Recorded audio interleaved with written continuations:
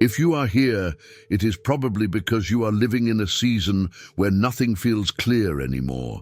You are still moving, still praying, still trying to do what is right. But deep inside, there is a quiet frustration you rarely say out loud. Life did not stop, but God feels silent. And that silence is starting to weigh on you more than the problem itself. You are not angry. You are not rebelling. You are simply tired of waiting without understanding what this waiting is producing. What makes this moment so confusing is that you are not asking for something superficial. You are asking for direction, for confirmation, for a sense that God is still involved in your story. You are asking for meaning, not escape. And yet days pass, prayers feel unanswered, and the silence stretches. Not a dramatic silence, not an obvious one. Just enough to make you wonder if this season has a purpose or if you are just stuck. Here is what almost no one tells you. The hardest part of waiting is not the delay, it is not the uncertainty. It is the feeling that your faith is being tested without explanation. You want to trust, but trust feels harder when you do not know what God is doing. And in that space, doubt does not usually arrive loudly. It arrives quietly, disguised as exhaustion, as discouragement, as the thought, maybe this is just how things are now. This is where many people disconnect. Not because they stop believing in God, but because they stop believing this season has meaning.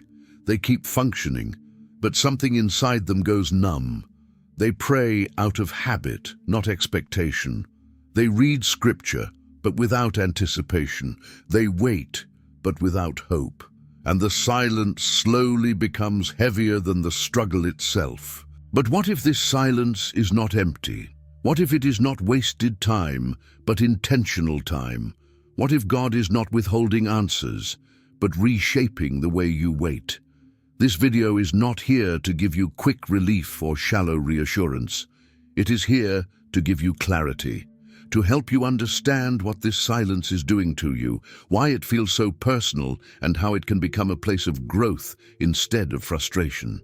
There is a reason you found this message now. There is a reason this question keeps surfacing in your heart, and there is a reason God has not rushed to explain himself yet.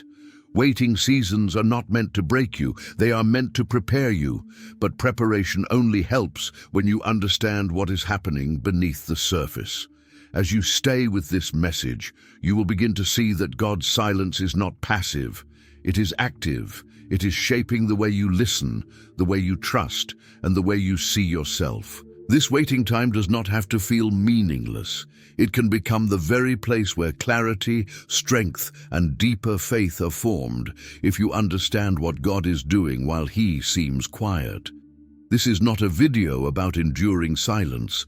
It is about learning how to stand inside it without losing yourself. And by the end, you will not only understand why God is silent in this season, but how this silence can change the way you walk forward from here. God often goes silent. Right before identity is formed, there is a moment in every deep spiritual journey where God stops speaking the way He used to. Not because you did something wrong, but because you are no longer where you started. This is the part no one prepares you for. At the beginning, God reassures, confirms, redirects, sometimes very clearly. But as the path continues, especially when it becomes costly, His voice grows quieter. And if you do not understand what is happening, you will assume something is wrong, when in reality something is changing. Silence often arrives right before identity is formed.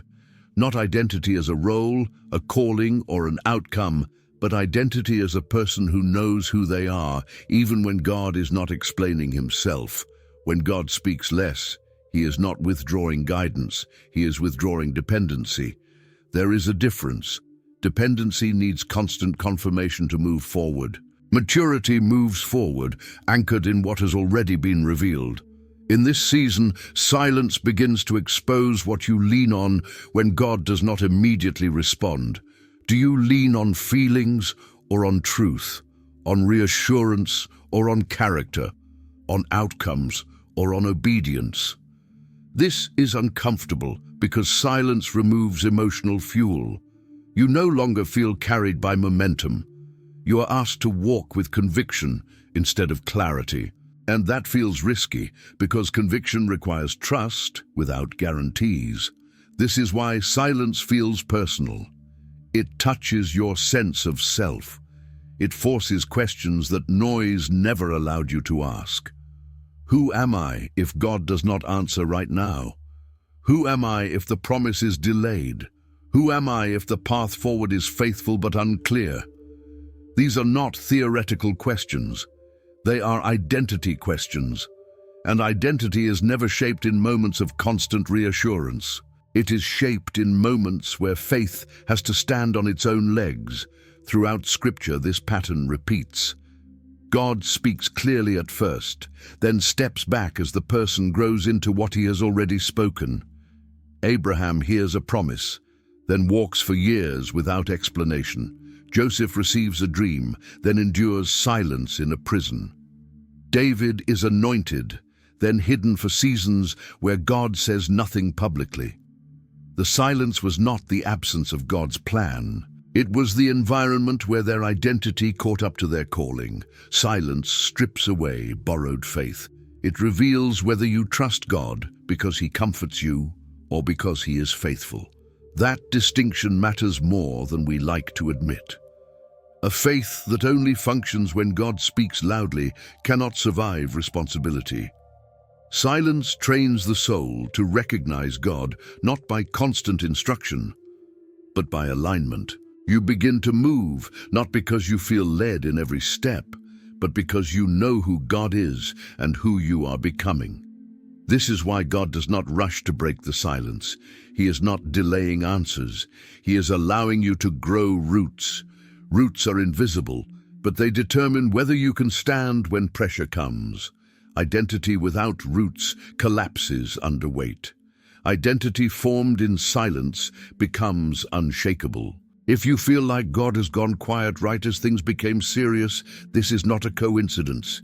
You are not being pushed away. You are being entrusted with depth. The silence is not asking you to quit or retreat. It is asking you to mature, to stand, and to discover who you are when faith is no longer carried by constant signs, but by settled trust. And once this shift begins, you will notice something else. God not only grows quieter, he also stops explaining himself. And that is where the next layer of this season unfolds, the season where God stops explaining himself. One of the most unsettling moments in any spiritual journey is when God not only grows quiet, but also stops explaining what he is doing. At first, you might still feel guided, but without reasons. You sense that you should keep moving, keep trusting, keep obeying, yet the clarity you once had is gone. No timelines, no explanations, no visible logic, just an invitation to continue without understanding why. This is where frustration often turns into resistance. The mind wants order. It wants to know how long this will last, what the outcome will be, and whether the sacrifice will be worth it. Explanations feel like oxygen in uncertain seasons. They calm anxiety and create a sense of control. When God withholds them, it can feel like unnecessary cruelty, as if he is asking too much without giving enough in return. But Scripture shows a consistent principle. God removes explanations before he releases authority. As long as you need to understand everything before you obey, authority cannot rest on you. Explanations create dependence on logic. Silence develops dependence on trust. One keeps you comfortable, the other makes you strong. This is why God often speaks less when your decisions begin to matter more. Early on, instruction is detailed. Later, direction becomes quieter but weightier. You are no longer being taught what to do step by step. You are being trusted to live from what has already been planted inside you. Silence is not distance. It is delegation. When God stops explaining himself, He is also exposing a hidden struggle in the human heart, the desire to follow God as long as the path makes sense, as long as the math adds up, as long as the reward is visible. Silence confronts that condition gently but firmly. It asks whether your faith is anchored in outcomes or in obedience. This is where many people grow bitter, not because God failed them, but because He refused to negotiate with their need for control. Silence dismantles the illusion that faith is a transaction. It reminds you that relationship is not built on constant justification. Love does not always explain itself. Trust deepens when explanation ends. In the Psalms, David often cried out for answers and received none. What he received instead was alignment.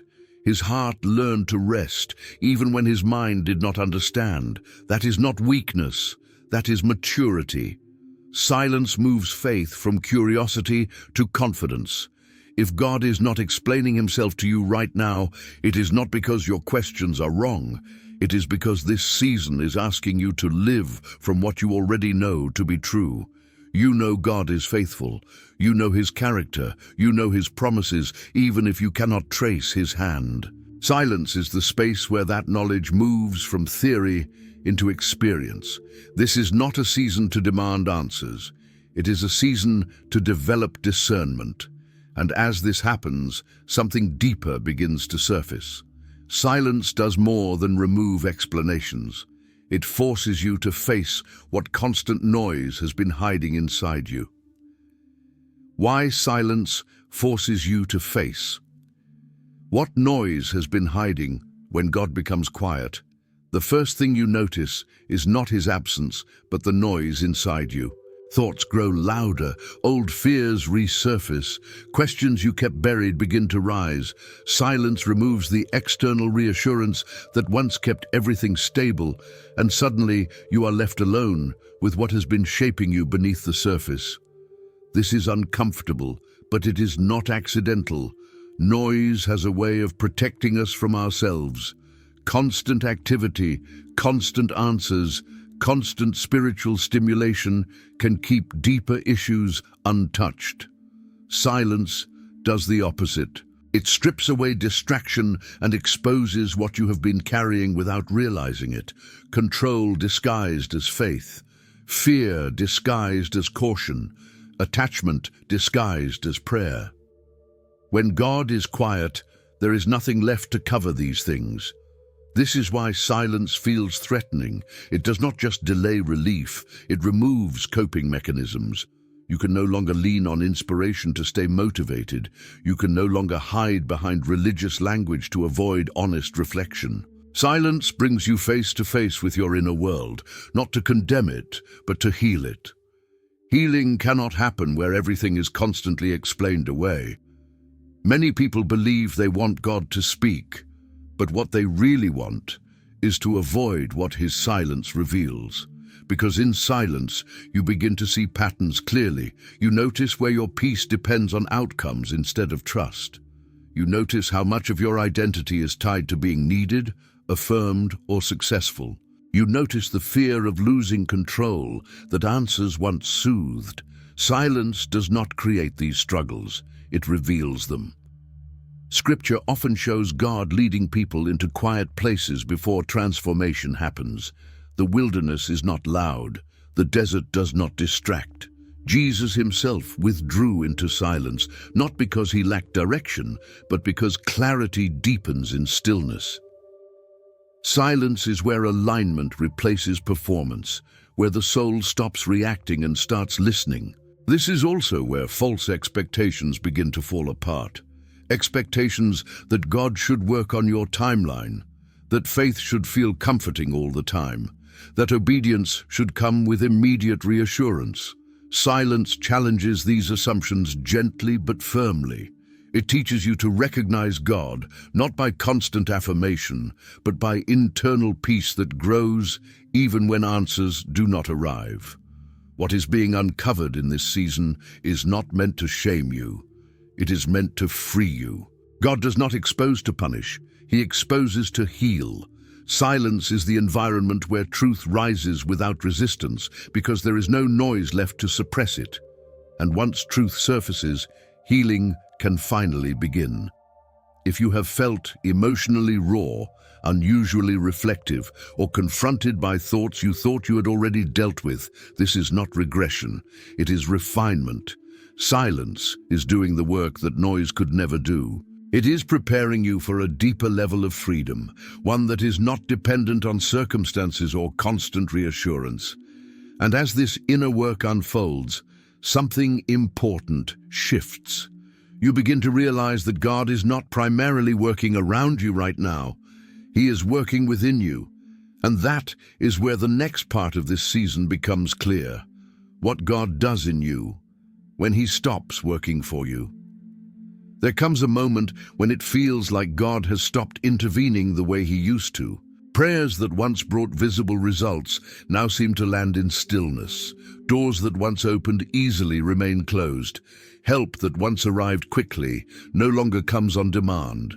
And if you are honest, this can feel like abandonment. But what is really happening is a shift in focus. God is no longer emphasizing what He does for you. He is emphasizing what He is forming in you. Early in faith, God often works externally. He rescues, provides, redirects, and reassures in ways that are easy to see. These moments build trust. They show you who He is. But there comes a season where external intervention would actually slow your growth. If God continued solving everything around you, the strength within you would never be developed. Silence does not mean inactivity. It means the work has moved deeper. This is the season where patience is not just learned, it is carved into you. Where humility replaces urgency, where endurance becomes natural instead of forced. God is shaping your inner framework, not your outer situation. And inner work is slower, quieter, and far less visible. That is why it feels like nothing is happening, even when everything is changing. Scripture shows this repeatedly. Before God delivers, He prepares. Before He elevates, He stabilizes. Before He sends, He strengthens. Internal formation always precedes external movement. When God stops working for you in obvious ways, He's often ensuring that what comes next will not destroy you. Strength that is rushed is brittle. Faith that is not tested is fragile. This season also reveals a hard truth. Many people want God's help more than God's work within them. They want relief, not refinement. They want change, not transformation. Silence confronts this preference without accusation. It simply removes the external solutions and invites the internal ones to emerge. As God works in you, He begins to shift your motivations. You start praying differently, less transactional, more surrendered, less focused on outcomes, more focused on alignment. You stop asking only when this will end and begin asking who you are becoming through it.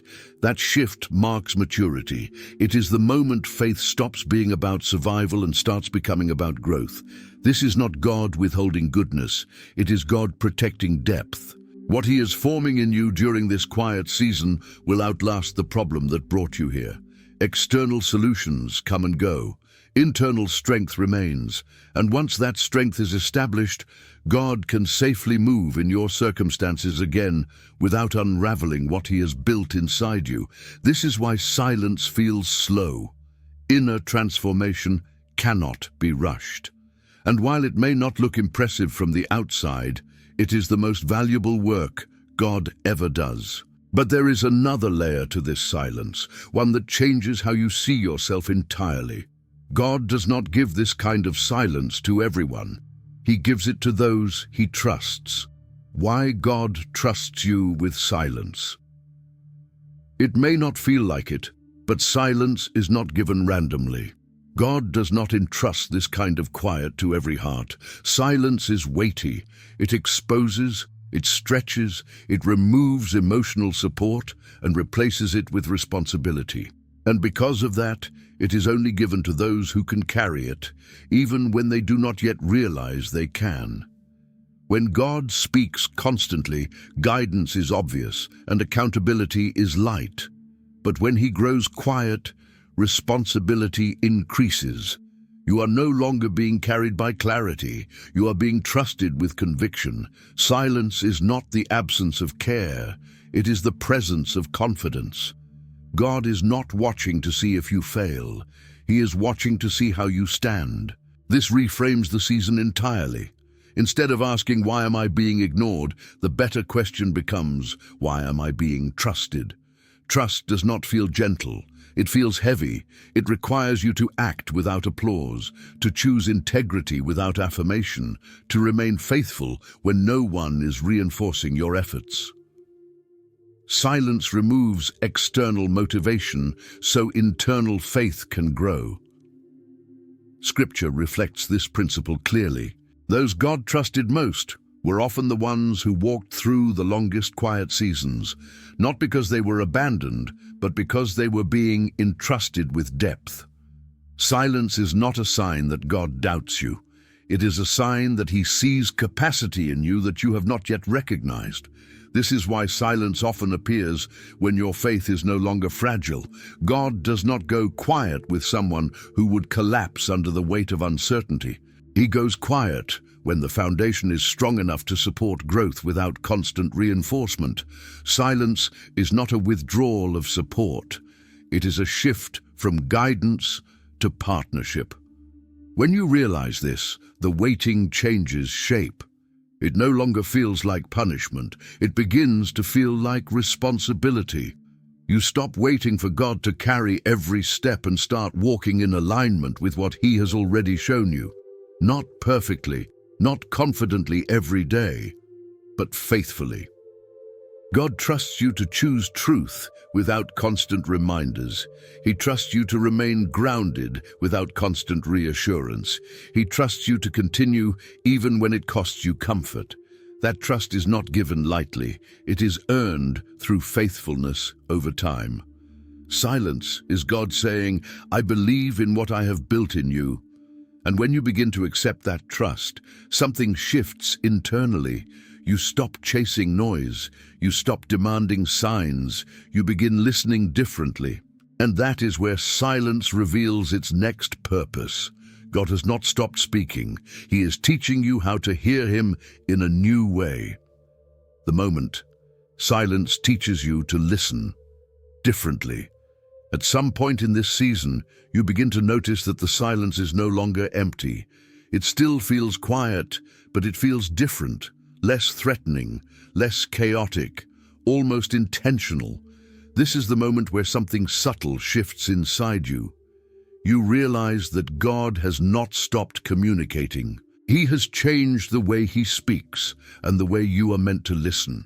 In the beginning, most people recognize God through clarity, through words that comfort, directions that feel obvious, emotions that confirm they are on the right path. But clarity can become a crutch. It trains the heart to rely on signals instead of discernment. Silence removes that crutch and forces a deeper kind of listening, one that does not depend on volume, but on alignment. Listening differently means you stop waiting for God to shout and start paying attention to what settles your spirit. You notice what brings peace instead of pressure. You notice which choices feel steady even when they are hard, and which ones feel urgent but hollow. Silence sharpens spiritual sensitivity. It trains you to recognize God's presence not through constant reassurance, but through quiet consistency. This is where many people miss God entirely. They keep listening for the old language, the obvious sign, the emotional surge, the unmistakable confirmation. But God is no longer speaking in the way he once did because you no longer need that level of instruction. He is teaching you to hear him through wisdom, through restraint, through an inner alignment that grows stronger with practice. Scripture often points to this shift. God was not in the wind, the earthquake, or the fire, but in the gentle stillness that followed. That moment was not about volume, it was about attentiveness.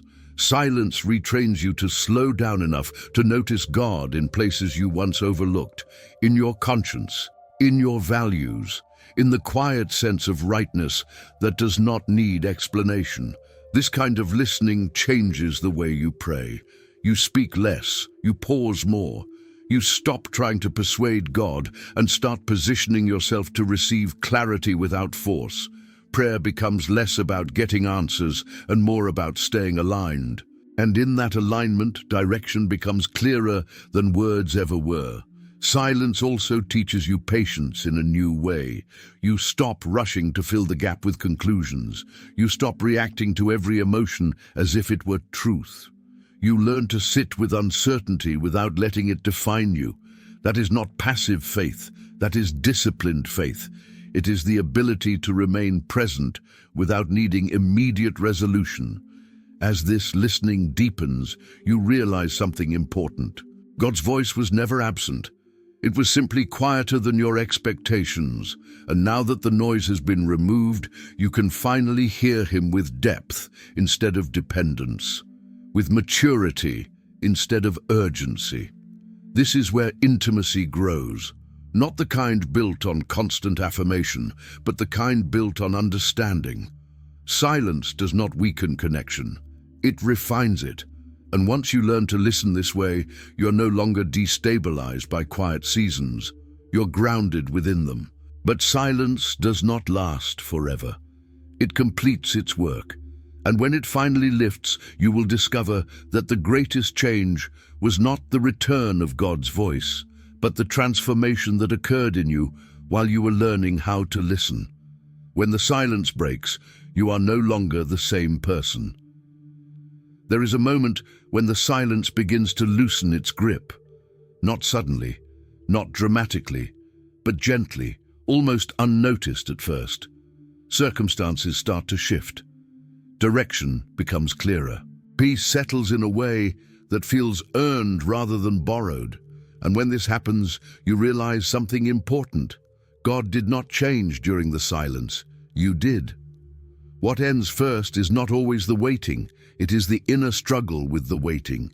You are no longer desperate for answers. You are no longer unstable without clarity. You can move forward without needing everything explained. That is how you know the silence has done its work. When the external situation has not fully changed, but you have. This is why God often waits to respond until transformation is complete. If he spoke too soon, you would return to the old patterns. If he intervened too early, you would rely on relief instead of growth. Silence protects the work until it is strong enough to stand on its own. When God finally breaks the silence, it is not to rescue you from weakness, but to meet you in strength. Scripture shows this moment again and again. God speaks after endurance is formed. He moves after obedience is steady. He reveals after trust is rooted. The silence does not delay the promise. It prepares the person who will carry it. And when the moment arrives, you can handle what once would have overwhelmed you. This is why, looking back, the hardest seasons often become the most defining ones, not because of what you lost, but because of what you gained internally. Depth, discernment, stability, faith that does not collapse when circumstances shift. The silence did not empty you, it shaped you. When God's response comes, it may not even look like what you expected. Sometimes it comes as clarity instead of change, as peace instead of relief, as strength instead of rescue. And you recognize it not because it is loud, but because it aligns with the work that was done inside you. This is also where gratitude begins to replace resentment. You stop wishing the season away and start understanding it. You see that the silence was not cruel. It was careful. It was not punishment. It was preparation. And that realization changes how you face future quiet seasons. You no longer panic. You listen. You are not the same person who entered the silence. You are steadier, wiser, more grounded. And because of that, you are ready for what comes next. But before this journey closes, there is one final invitation. Not to rush forward, not to celebrate prematurely, but to surrender fully to what God has already done. A quiet call to surrender, not a loud promise. This is not the moment for dramatic declarations or rushed conclusions. What this season asks of you now is quieter, deeper, and more honest. It asks for surrender, not because you are weak, but because you are ready. Surrender is not giving up. It is releasing the need to control what only God can complete. You have walked through silence without running away. You have faced uncertainty without numbing yourself. You have learned to stand without constant reassurance. That alone says more about your faith than any visible breakthrough ever could. This is the kind of faith that does not need to be loud to be strong. Surrender here means trusting God with the timing, not just the outcome. It means choosing peace, even when the full picture is not visible yet. It means allowing God to move at His pace without demanding immediate resolution. This is where faith becomes rest, not passive waiting, but settled confidence.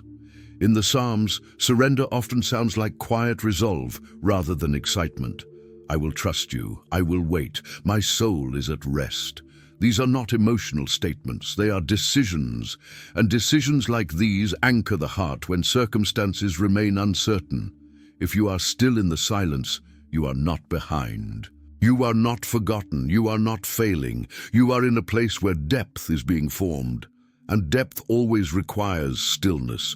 Do not rush to leave what is shaping you. Let it finish its work. Take a moment and reflect honestly.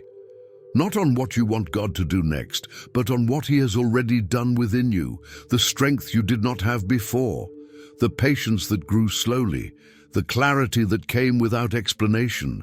These are not small things. They are evidence of God's presence even in quiet seasons. If this message connected with where you are right now, let it be a moment of acknowledgement, not performance, not pressure, just recognition. You are still here, you are still trusting, and that matters. If you feel led, write in the comments, I am still trusting, not as a statement for others, but as a reminder to yourself. And if this message helped you see your waiting differently, stay connected. There are more moments like this ahead, where silence becomes understanding, and understanding becomes peace. Your season is not empty, it is purposeful. And you are not walking it alone.